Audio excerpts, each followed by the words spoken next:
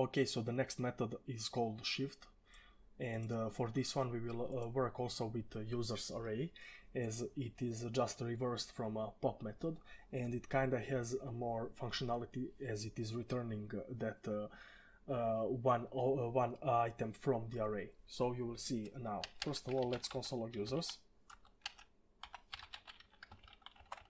Console log users, and on the side we will have our 3 users. And if you wish to use shift, so what will this do? Basically it will similar as pop. Pop will remove the last item from an array, and shift will remove the first item from an array.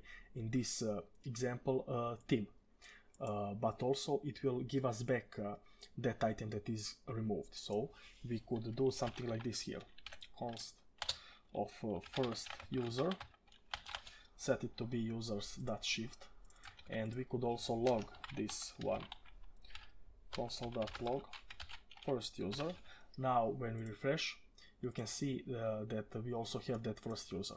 So the shift method is removing the first user, the first item from an array, and also it is returning that item back to us, so we could use it.